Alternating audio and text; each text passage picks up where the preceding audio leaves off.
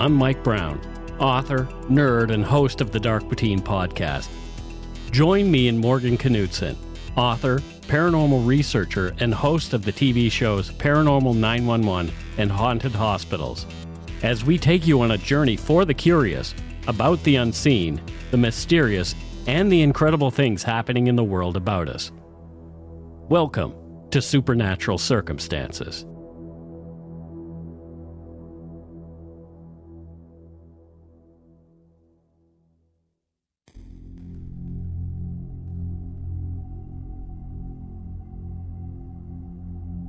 The night I got the phone call from my panicked clients here in Alberta, Canada, their story was not what I expected. Usually, when I get this kind of call, it's in regards to some kind of poltergeist or perceived haunting phenomenon occurring on the property. Common calls for me usually include apparitions, objects suddenly taking flight, frightening noises, things of that ilk. Never do they consist of two of the most stable, level-headed, unshakable people that I know reporting seeing a 7-foot werewolf crouching in the back of their pickup. Until this call. John, who we'll use another name for the sake of this podcast, got up early, got dressed, had a shower, ate his breakfast, and prepared his coffee. Putting on his jacket, he explained John left the house on their Nisku acreage while it was still dark. Their house is far from a main road, and a winding dirt driveway separates their property from the neighbors, which is a good distance away, coupled with a thick wood with horse trails surrounding this massive yard.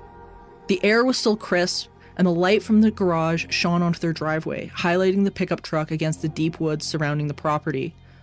There, in the back of his truck, he claimed, was a large, muscled-up, bear-like animal with a wolf's head, crouching with human-type knees and supporting itself with long arms, which had elbows, features not seen on the average prairie coyote or wolf. It immediately looked up, its attention drawn to him defensively.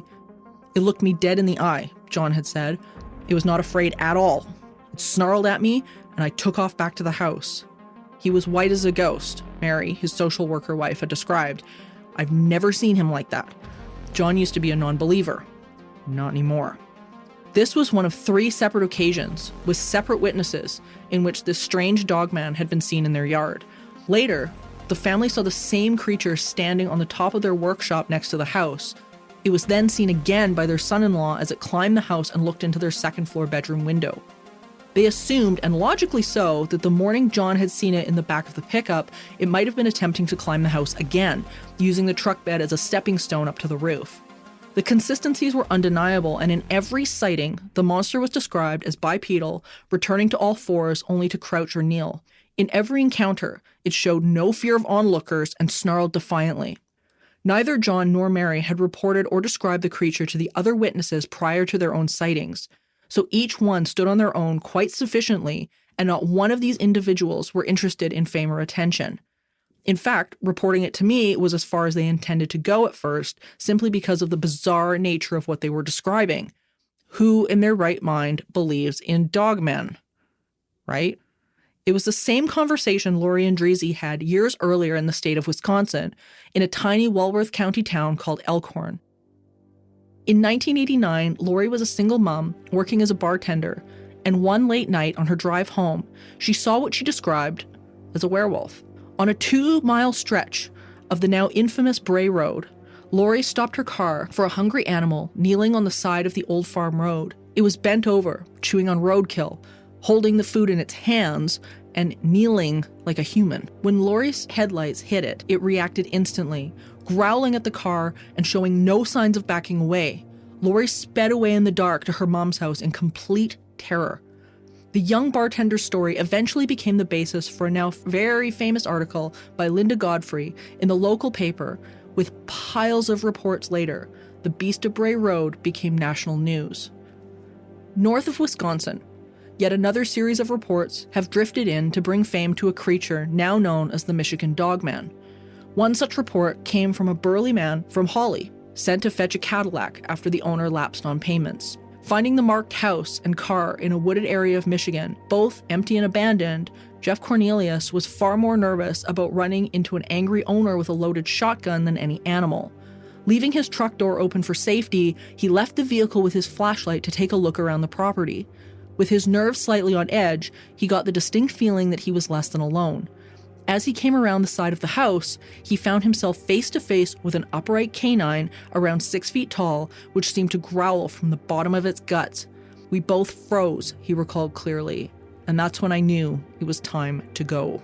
Racing back to his truck, he left the Dogman and the car behind and dropped the Cadillac account the next day, vowing never to go back to the property again.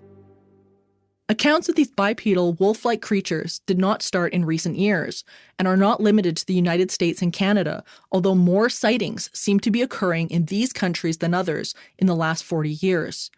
These are also not the cases of the classic Hollywood werewolf either.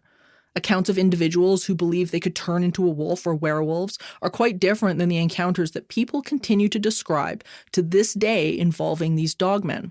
One of the most notable, the Beast of Bedburg in Germany during the 1500s, involved a man named Peter Stubb, one of his many aliases, who claimed he transformed himself into a fierce wolf by donning wolf pelts and murdering and eating his victims.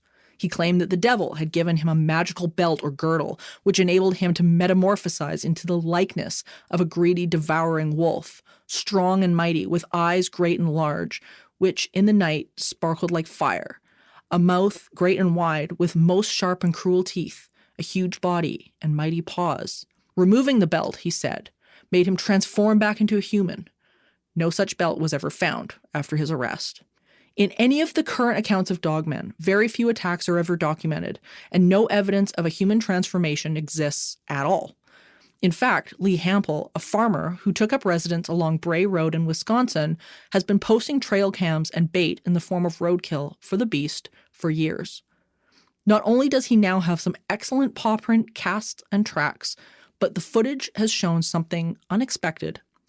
A strange mist triggering the cameras, removing the roadkill, and disappearing. So, not only does it seem that the beast is not human, many have speculated that it might not be a physical being at all. This idea of a spiritual being can be traced back to ancient Egypt, with the jackal-headed god Anubis, the deity who presided over the embalming process and accompanied dead kings in the afterworld. In fact, these fascinating creatures are often strongly associated with effigy or burial mounds created by the First Nations people of various areas, and have been seen digging them up on multiple occasions. The Beast of Bray Road was caught twice digging up an Elkhorn effigy mound and proceeded to flee the scene when discovered. In the case of my clients, John and Mary, 6 specialized search cadaver dogs, which were brought to the property in July of 2021, indicated multiple hits during a search of the land, and the owners were told that there, indeed, were human remains buried across the property in the woods where the dogmen had been reported. Linda Godfrey stated that a common trait amongst many dogman sightings is the presence of a graveyard or military installation. Areas such as the alleged Battle Creek sightings in Michigan have both the Fort Custer Training Center as well as the nearby Harmonious Cemetery, a burial ground for a former religious community. I don't pretend to know or tell people that I know what it is, Godfrey said to the Battle Creek Inquirer. We have never had someone see one and catch it and put it in a safe place and study it that we know of. I can say it is a consistent phenomenon, occurring not only over the Western Hemisphere, but there are connections with werewolves in almost every culture. Godfrey has been pressed with similar questions in regards to why bones or skeletal remains have never been found, and while she doesn't pretend to know what these creatures actually are, she has toyed with the theory they may not be from this realm at all. This is a belief shared with many First Nations people, and that these creatures are actually from the spirit world, placed in certain locations to protect sacred land or even curse it, depending on the culture. As I continue to investigate the Nisku property, I have come no closer to really understanding what the dogman could be, though Mary and I have felt often that these creatures, whether they be spirit or animal, seem to be protecting the space. Whether they are drawn there, born there, or placed there, these dogmen rarely cause physical harm despite the chase that can sometimes ensue. Encounters with humans often seem accidental. One such incident was reported on Monsters and Mysteries in America when 2 school children playing in the snow near a pond saw a dog lapping water. When they approached to pet the dog, it turned, stood on 2 legs. It pursued them over a short distance and broke off the chase quickly, leaving both children terrified, but unharmed. Animals and pets, however, do not seem to escape the line of fire. The beast of Bray Road has been seen on many occasions, killing dogs or prowling the area with pet cats in its mouth. So while humans aren't on the menu, these beasts seem to be fond of smaller prey and have even been seen pursuing deer and livestock. In the case of my clients, their large mountain dog, who is normally unbearably lazy and easygoing, becomes notably agitated and aggressive after the creatures are seen lurking in the woods surrounding the house. Their dogs, thankfully, have not yet been approached directly as far as they know. In my opinion, there would be no dog left if they had been confronted. The nature of these beings, for now, can only be guessed.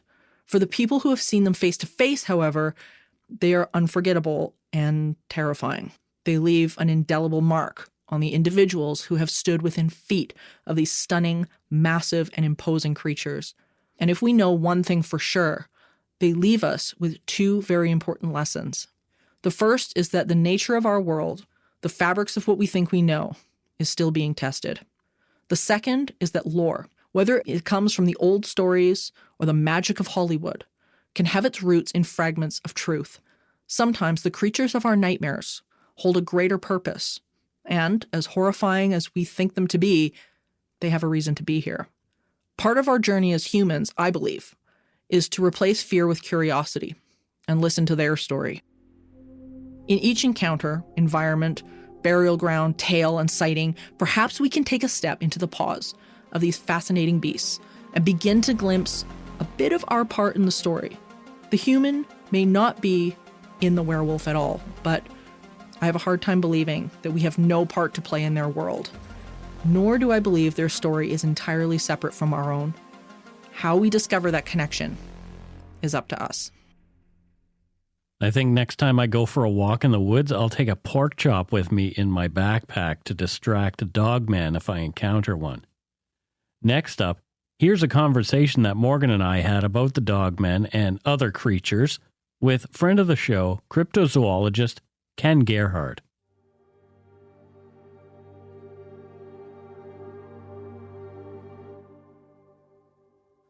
Well, I am really looking forward to today's discussion because as someone who has one of these really bizarre creatures living, I guess you want to say living, about 45 minutes from me here in Alberta, this subject for me is just one of the coolest things. And, it's made such a blossoming appearance, I guess, in both pop culture and in cryptozoology and the supernatural and whatnot. And today's guest, I couldn't be happier to have on Supernatural Circumstances because I so respect his work, and he is so knowledgeable in the biology side of the cryptozoology world that I'm just looking forward to this discussion. So Mr. Ken Gerhard is a cryptozoologist and a field investigator, as well as a fellow of the Pangea Institute and consultant for so many research groups. He has been on every show imaginable in search of monsters, Unexplained Files, Monster Quest. I think if it's been on TV, he's probably been on it. And has investigated reports of cryptids and mysterious animals around the world, including Bigfoot, Loch Ness, Chupacabra, Mothman, Thunderbirds, werewolves. And in addition to hosting the History Channel series Missing in Alaska, he was featured in the History Channel special, The Real Wolfman. So, Ken, thank you so much for coming on today. Well, thank you for having me, Morgan. It's absolutely an honor and a pleasure to be with you here today. So before we get started, I kind of want to just chime in just for a sec. I am a complete dum-dum and a newbie when it comes to all this stuff. So that's the role that I kind of play on this show. So if my questions are very, very stupid, please don't be offended. Well, thanks, Mike. There are no stupid questions. We all learned that growing up, right? So right. You're not going to learn unless you ask.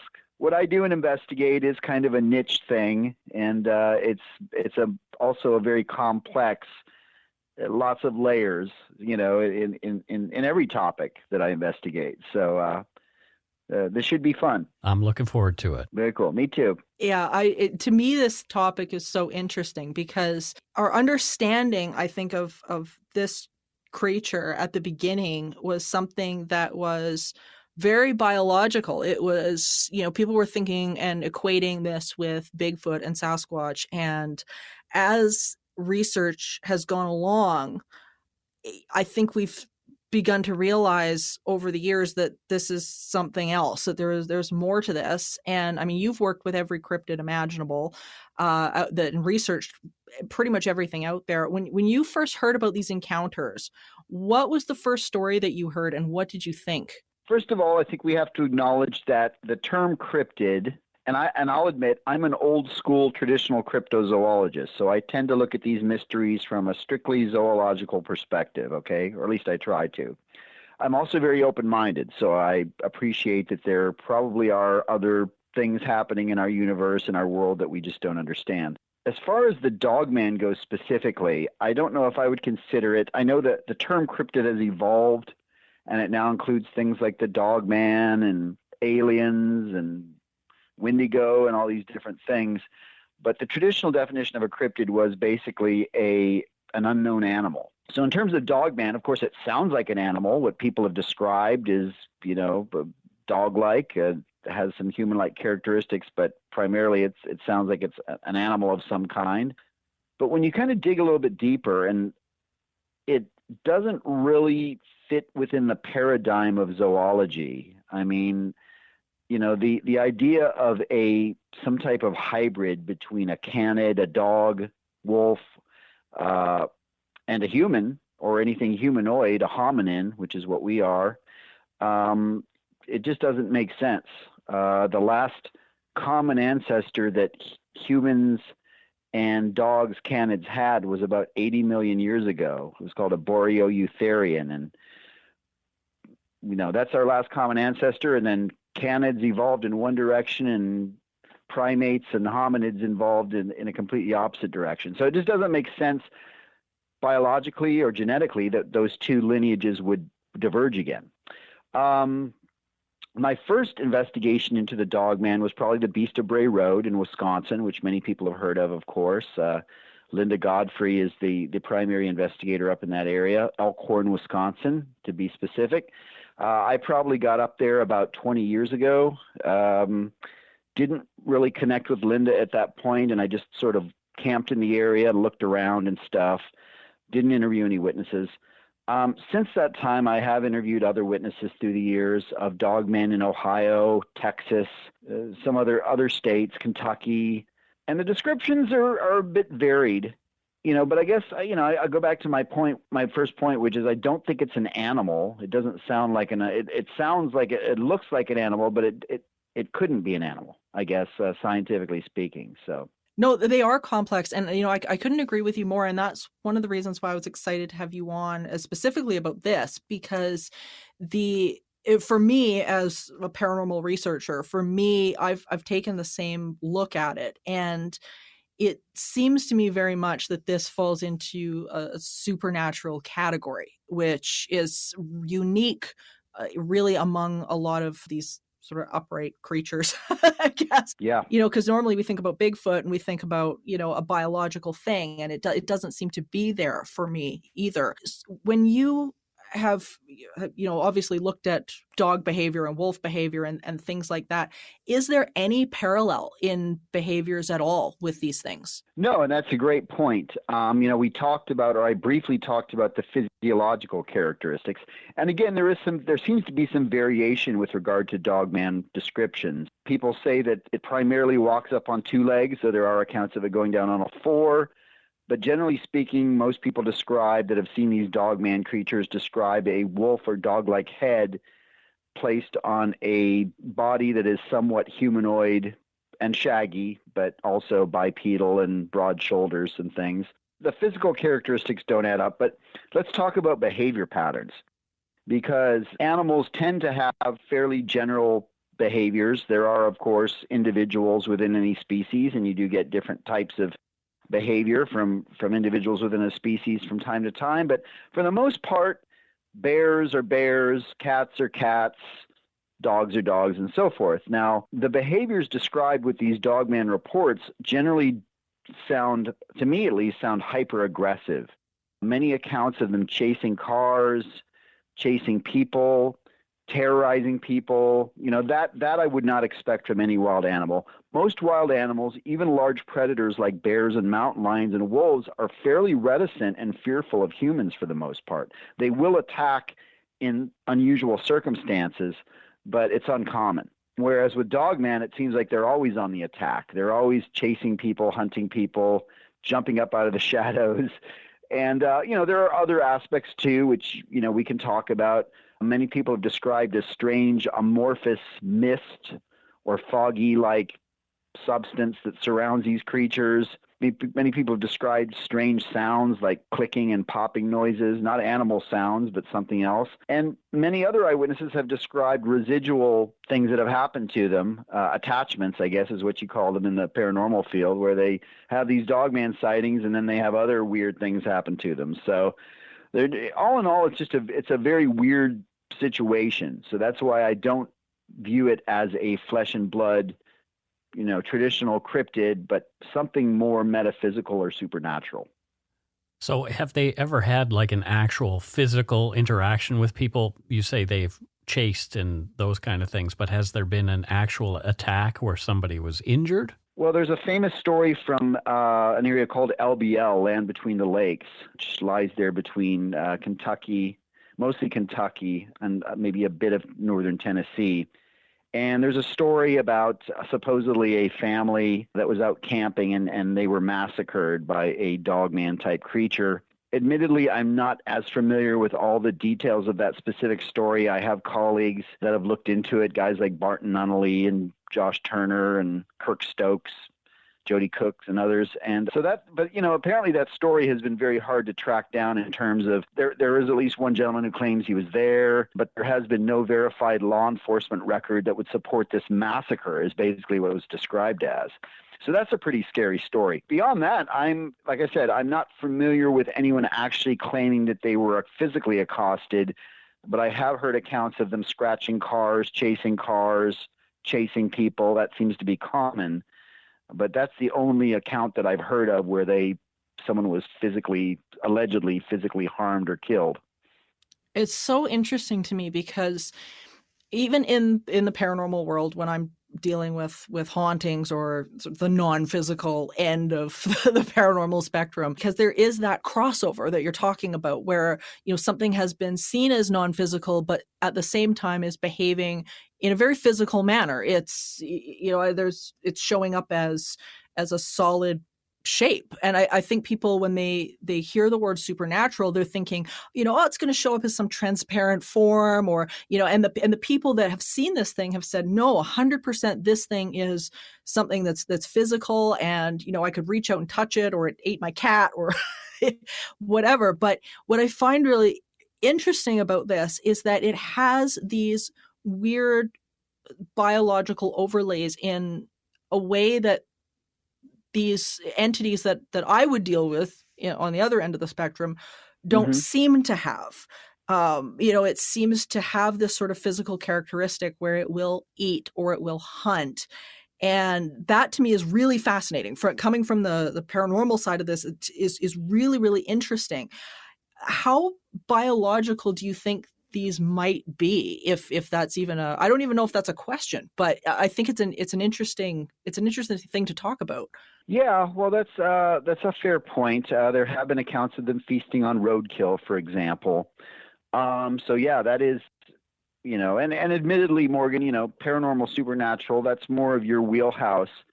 But you make a strong point, because I often tell people when they mention, well, Dogman is an animal because it's physical. And I point out that, my colleagues in the paranormal and metaphysical fields have experienced things that are physical, objects flying across the room and, apparitions that seem solid and things like that. So, but you're right. There seems to be more of at least the simulation of a biological process that's demonstrated by these creatures in terms of them showing, appearing to eat, being out in the wooded areas in the wilderness and things like that. I haven't seen any good tracks. I've been shown alleged Dogman tracks that to me look like they could be explained by other animals like badgers or large dogs or distortions in the snow. I'm not aware of any Dogman droppings. That's a pretty biological thing that all living animals leave behind in large quantities. I've had at least one Dogman researcher tell me he had droppings, but frustratingly, as is often the case with researchers, they'll tell you they have something, but they'll never show it to you. I don't know. That's a great mystery. Now, I'd like to draw one other parallel, though, if I may, and this is something that I think gets overlooked a little bit, but my perspective is a little bit different in terms of I have investigated creatures like the Mothman and other what appear to be flying humanoid type creatures, which are basically described as being like half human or humanoid with wings and often characteristics that look like other winged animals like bats or birds. I've interviewed many witnesses that have seen these creatures. And there seem to be, at least in my opinion, a lot of parallels to the Dogman phenomenon in terms of the hyper-aggressive behavior, the scare tactics, if you will, the unnatural behaviors and things like the attachments. So I don't know. It is possible that these two phenomenon are related or are basically caused by the same mechanism, whatever that may be, these manifestations that look like half man, half animal. But I find it interesting that people seem to be more, at least in this day and age, are more into the Dogman subject, as evidenced by all the Facebook groups and podcasts and stuff. And I wonder if some of that might be due to the fact that humans, let's face it, we love dogs. I mean, dogs are our best friends. We feel a connection to dogs and canids. And so for whatever reason, Dogman seems to be a much more popular archetype than something, at least recently, than something like Mothman. I'm wondering if you guys have any thoughts on that.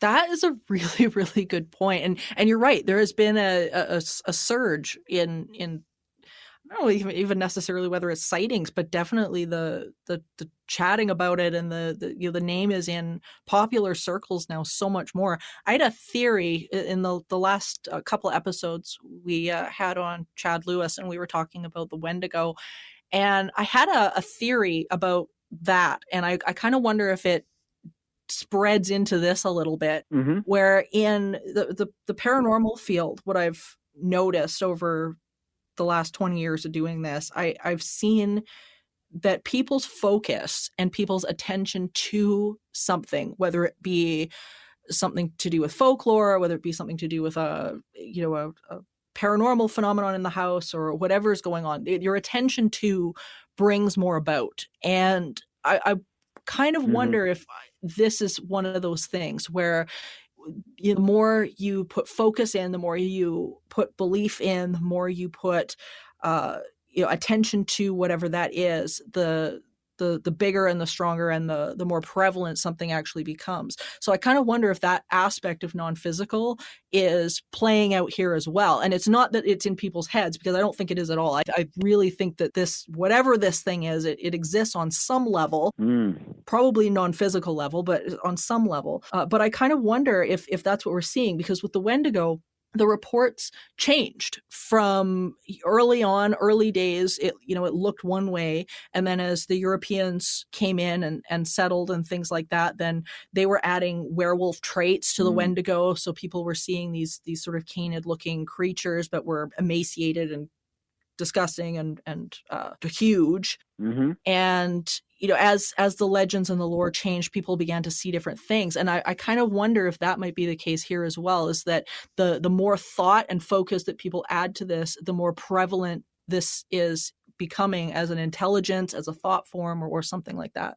What do you think? No, that's a great theory. And again, all of this is speculation, of course. It's fun to speculate about this stuff because we can kind of get real cosmic with it. Yeah. But I feel the same way, that, theories about quote unquote thought projections, that these, and I write about this in my Mothman book, that these beings perhaps they come from us, that we are somehow channeling them, that we're the conduits. Yep. And I'm not saying that they're hallucinations. I mean, they obviously do, when they appear, they do have a physical presence in our reality. But perhaps somehow we are creating these. And, you could make an argument for that hypothesis in several ways. First of all, you could run a parallel to quote unquote aliens or ETs. Long before there were aliens and ETs in popular culture, there were little people and fairies in different cultures and around the world. They weren't associated with spaceships. They lived out in the woods, but they basically had displayed a lot of the same behaviors and characteristics that our ETs do, abducting people, little magical powers and weird things like that. Then you had, a renaissance when the UFO phenomenon started in the 40s, and you had different types of aliens, right? Remember, there was a period when you had the Nordics. There were these aliens that were all like, beautiful humans with blue eyes and blonde hair, and then there was a period where they were the Greys, and that's what everyone was seeing. So that's the first argument.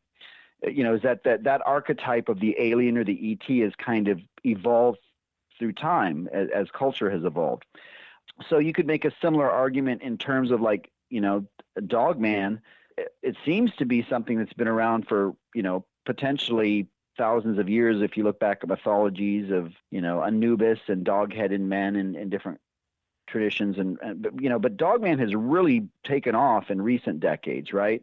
So whereas Dogman was considered to be associated with Wisconsin, Michigan, and some of those areas around the Great Lakes made back in the 80s and 90s, now Dogman is everywhere. People are having sightings on every continent, in every state, in every province. So how did that happen? How did a creature, why weren't we hearing about all of this Dogman stuff, at least to a greater degree, decades ago, right? Why is it now so prevalent that people are having all of these experiences? So that, I think, would be a strong argument in support of somehow these things are connected to us and that we have propagated and proliferated this phenomenon somehow. I agree. And what's really interesting to add on to that and to add on to support that would be what the different First Nations cultures have had to say about it as well, that they have often said that these are placed there or are placed on near burial grounds or effigy mounds and things like that in order to protect a space, which would also lend to the idea that this was something that was not necessarily, I guess, man-made per se, but thought-focused or deliberate. And so maybe we need to look into that end of it to really to understand that side of things, because I find that so many of the cases, at least that have been brought to my attention, and the one that I've been dealing with here in Alberta, that applies. There's been human remains indicated by search dogs in the location where the Dogman here has been found and has been reported. So I kind of wonder if there's something to that as well, where you've got a lot. I guess older energies or older ideas that are playing out here.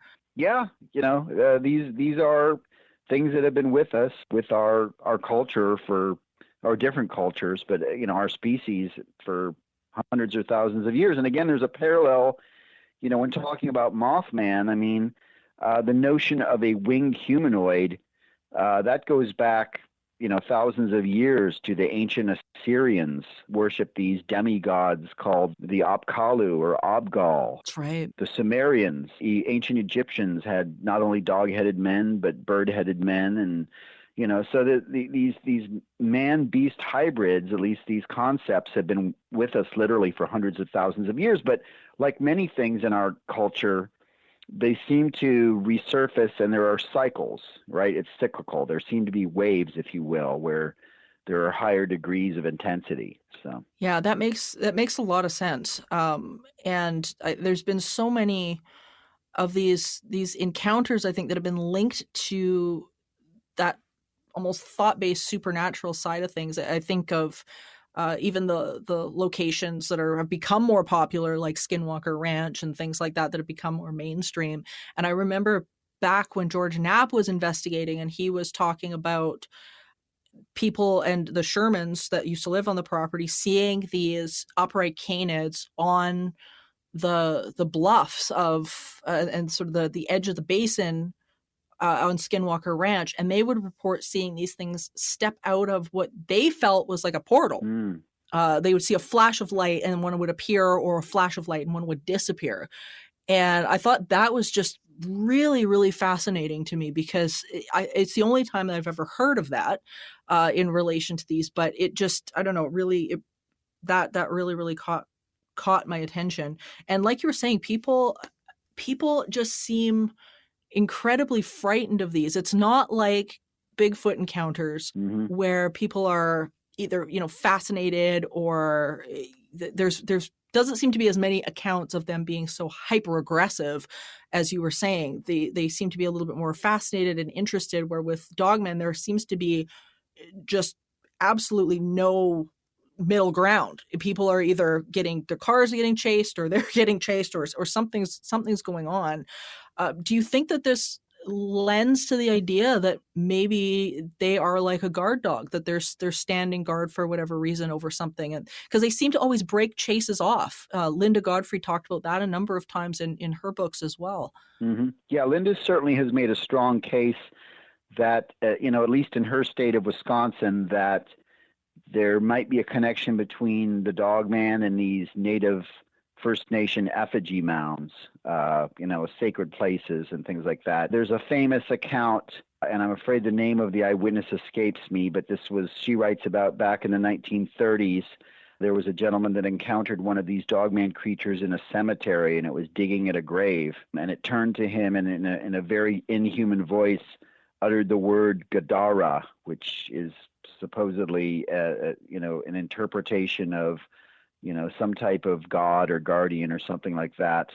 The flying humanoids that I mentioned, like the ancient Apkallu or Abgal and others, were often considered to be guardians or protectors. Another one would be Garuda, a winged humanoid creature from Hindu and Buddhist mythology.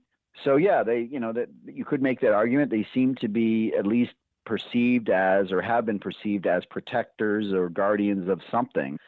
So, that's one possibility, I guess. Going back to the heightened state of fear that people experience, and the fact that these creatures seem to be hell-bent on chasing and harassing people, is it possible that they are somehow feeding off of our emotions, that they basically are supercharged by our fear, that they're, it's almost like the concept of a psychic vampire, something that feeds off of or gets its energy from our emotions and fear. Let's face it, fear is a pretty powerful emotion, perhaps, if not the most powerful. It's fun to speculate, but we just don't know, really. No, we don't. And I think you're spot on though with the emotion side of it, because what I've found, at least just in the paranormal field, but also just in life in general, is that when we are emitting that emotion, or whatever it is, whether we're in joy, or whether we're in fear, or whether we're in frustration, or whatever it happens to be, what I've always found is that we really do bring about or attract whatever we are, wherever we're sitting on that emotional scale. And I love the fact that you bring this up, because I wonder, even just to add to your point, if this might be something where, if somebody is in the woods, or in that situation, and is kind of in fear, or is emitting some sort of emotional frequency, that on some level they're being they're attracting some of this in. Not to say that it's their fault, because it's not their fault, but I kind of wonder if there's something to that. I think that's really interesting. And to add to that, and this might play into this as well, talking about the fear side of it, I heard Linda Godfrey, she was on a podcast a little while ago, and she told a story that I swear to God I will never forget. And next time I'm out at my client's property, I know for a fact that I'm going to be thinking about this. She was talking about a case in Maine where a couple were just sitting on their porch. It was dark out. They had their porch light on, but the rest of their yard was pitch black. And they got a sudden feeling, that gut instinct, that something was wrong. Something just was not right. And when they shone the light out into the yard, because they got up immediately, they shined their light out into the yard, and they reported that they had 5 of these Dogman creatures in the yard, and they caught the eye shine of these Wow. things, which again is another one that's weird. The fact that they've even got eye shine, because it's such a biological thing. But yeah, so creepy. And so they ran into the house because they didn't know what else to do. And they got the impression that it was a pack, and they ended up calling the police. The police told them to call Wildlife Fish and Game. Wildlife Fish and Game said, lock your doors. We have no idea what to do. And so they were stuck there Right. for the night with these things in their yard, wandering around their house.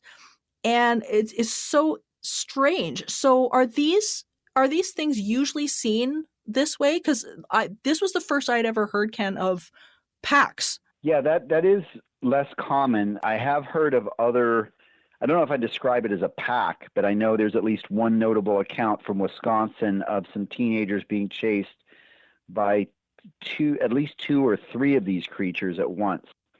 They were in a park and they saw them, these Dogman creatures, drinking out of a stream or something along those lines, and were chased.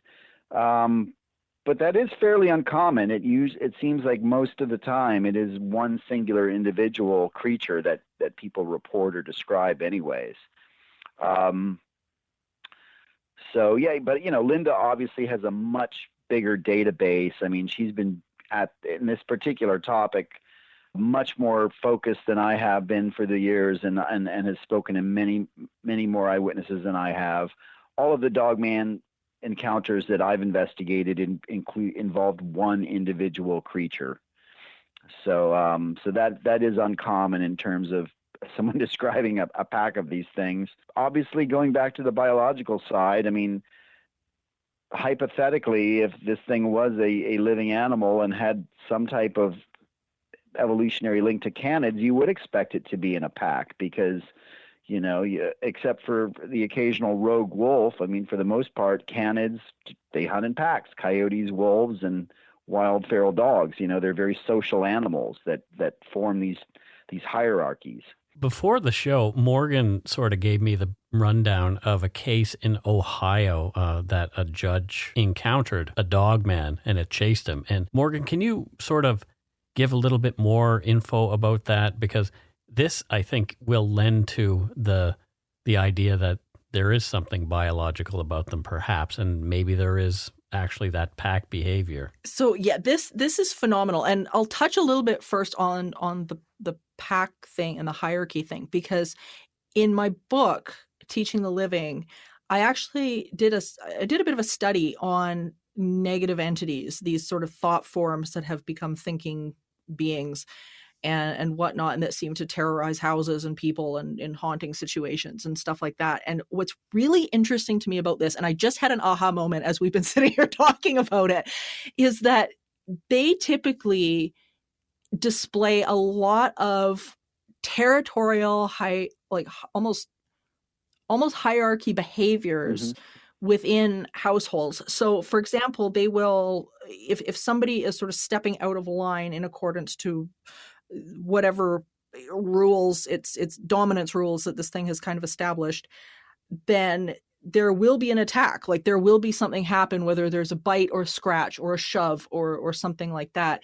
And it just clicked with me right now that here we are talking about these things as dogmen and dogs with these different traits and things like that, and that I've seen these patterns before in haunting situations that, they're not necessarily something that's physical, but they portray these traits of, getting in fights with family pets, for instance, and barking and snarling and getting in fights with other, like the family dog, because the family dog is territorial and things like that. So anyway, sorry, I just had this, it was just this aha moment as we've been talking. I got to think on this more, but no, that is interesting.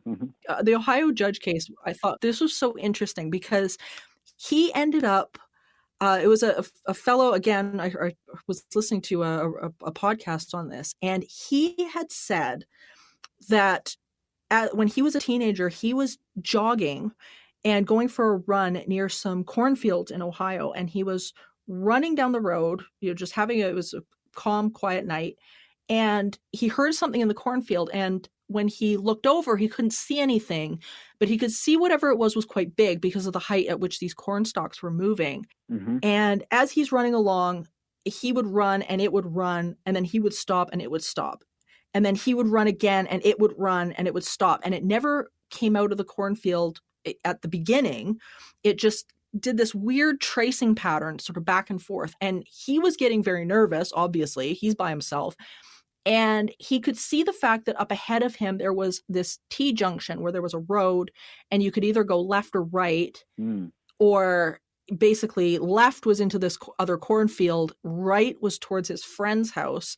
And to make a long story short, he decided that he was going to get to the road and sprint from where he was to his friend's house because he was terrified. He knew something was watching him and following him. So he gets to this T-junction, and what steps out of the cornfield is exactly what we've been talking about, this great big giant creature that he described it as Anubis. He said it looked like Anubis. It was this sort of long face with these big pointy ears and this really thick body. And it came out of the end of the cornfield, and he sprinted to the right, and he ended up diving into his friend's pool to try to get away from this thing.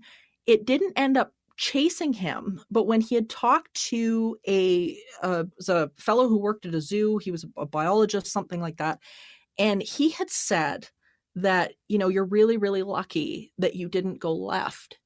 And he said, well, why is that? And he said, because often, he said, when you get, if this thing is thinking in terms of a wolf type creature, if it's got the same propensities and things like that, that often what they will do this sort of chasing behavior, this back and forth behavior in order to steer the victim or the prey into the rest of the pack. And he said, I bet you there was a pack in the cornfield. And I always thought that was really, really, really interesting. That is, yeah. Fairly unnerving too. For sure. Yeah. I can't even imagine. Yeah.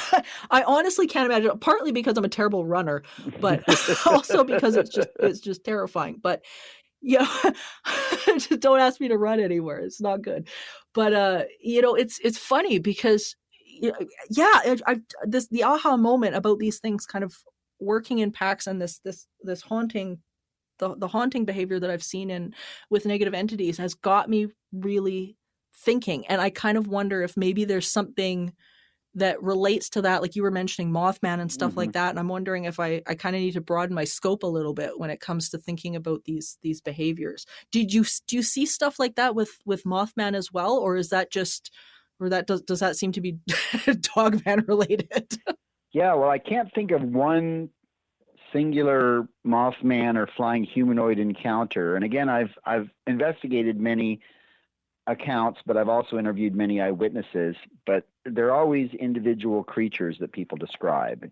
In other words, it wasn't Mothmen. There was always one winged creature that was chasing people. There was not a flock of these things around. So,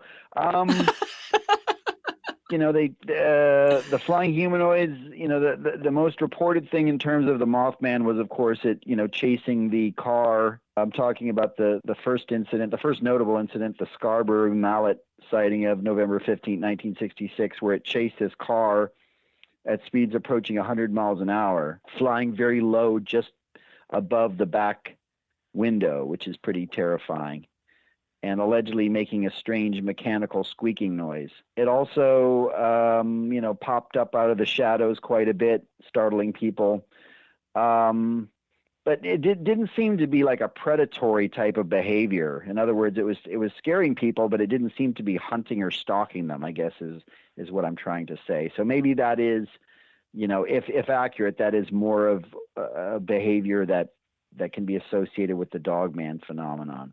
Well, I really like where we have come to on this, and I feel like this discussion, I know for me, definitely elevated my thinking on all of this. This has got me thinking in a really, really, really brand new way. And I really appreciate you coming on today, Ken, and talking with us and talking about this. And we don't want to keep you any longer than necessary, but both of us just thank you immensely, because I think we've covered some new ground today. What do you think? Yeah, absolutely. Thank you for having me on. Like I said, these are all complex mysteries, many different layers, and ultimately it is all speculation. So, I mean, we can certainly come up with arguments that, based on the data that we've collected, that are some that are stronger than others. A couple of last things I'd like to add. One is I remember the name of the eyewitness. This doesn't bother me, but his name was Mark Shackelman. And back in 1936, he saw this Dogman digging at a grave in a sacred, near a church or something. So I don't know. For those of you out there that are all about the details, look up Mark Shackelman if you're interested. Linda Godfrey writes about this incident quite a bit. The other thing that I want to add is, I think it's important that, many of us in these different fields that investigate different various types of phenomenon, that we're specialized. And I think that's a good thing. I don't think there's one, I honestly don't think it's possible, or at least practical, to become an expert in all of these different topics. So we have UFO investigators, we have cryptozoologists, cryptid hunters of different types, and then we have paranormal researchers like you guys. And I can only speak to the Dogman phenomenon from a cryptozoological perspective. That's what I know. I'm fascinated with the paranormal. I have many friends and colleagues that are involved in paranormal investigations. So I pick up on a lot of what they say, and I find it to be a fascinating topic, and I'm very open-minded. I fully acknowledge there are things going on, things that are going on in our world that we just don't understand at this point, energies or whatever you want to call them. But Dogman is not an animal. It can't be. So that's all I can bring to the table in terms. I mean, I would say I'm 90% convinced that it's not an animal. So fascinating. What a rabbit hole this has got to be. Before we let you go, I want to ask where people can learn more about you and what you do. Oh, well, thank you. Thank you again for having me on, guys. Hopefully we can do this again sometime soon. I have a website, kengerhard.com, and I'm also on social media, Facebook, Instagram, Twitter. I have a YouTube channel, just posted a new cryptid video this week. And also, if people are interested in checking out my books, they're all available on Amazon.com. That's awesome. And so we'll post some links to your social and your website in the show notes for this. I appreciate that. Thank you so much. Thank you, Ken, so much for this. Thank you, guys. Thank you for everyone who listened in. And let's talk again real soon. Absolutely. For sure. Yeah, we'll bring you back for a Mothman episode. It sounds like you know your stuff on that one. Okay. Here's Morgan for this episode's segment of Spiritual Healthcare. In this episode's edition of Spiritual Healthcare, the segment of the show where you get to be the creator and designer of your paranormal and spiritual experience, we're going to tell you about a process called meditation. In parapsychology, the ability to clear your mind and find a good feeling place is more than just a mindful practice. In order to conduct experiments involving things like remote viewing, out-of-body experiences, near-death experiences, and psi-ability, the participants have to be able to quiet the mind and let go. I've been asked time and again, how do I connect with loved ones once they've passed over? I'm in grief. What do I do? Well, meditation is one of the best processes to get out of your own way. It allows you to let your vibration rise into the pure positive energy that your loved ones now are, and tune in like a radio dial to any communication they might have. When we're in grief, sadness, anger, or frustration, we are out of tune with the frequency that they now reside on. There are many ways to meditate, including art, hemisync, guided meditations, or even just patting your cat for a while. Statistically, most paranormal experiences occur when we let our minds wander and we release as many resistant thoughts as we can. Meditation allows us to put our brain in neutral and stop whatever we have going on that's holding ourselves apart from the connection with non-physical that we really want. Remember, at the end of seeking, all is consciousness. Stay in peace, everyone. Thank you for listening to this episode of Supernatural Circumstances. a co-production of Entity Seeker Paranormal Research and Teachings and Good Egg Studios. This podcast is part of the Curious Cast podcast network. Theme music by Corey Johnson of Catalyst Records in Edmonton, Alberta. You can find out more about Morgan Knudsen at entityseeker.ca and more about me and listen to my other show at darkpoutine.com. Feel free to email the show at supernaturalcircumstances@gmail.com. Good night for now.